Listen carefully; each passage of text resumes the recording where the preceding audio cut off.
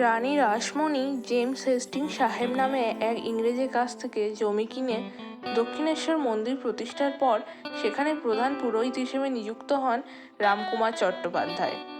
সঙ্গে সহকারী হিসেবে ছিলেন তার ছোট ভাই গদাধর। দাদার মৃত্যুর পর প্রধান পুরোহিতের দায়িত্ব পান রামকৃষ্ণদেব।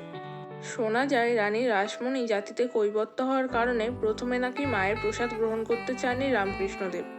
পরে দাদার অনুরোধে খেয়েছিলেন বটে, কিন্তু আক্ষেপ করে বলেছিলেন, মা তুই আমার কৈবর্তের অন্ন খাওয়ালি। কিন্তু দক্ষিণেশ্বরে সাধনা করে আমূল পাল্টে গেলেন তিনি।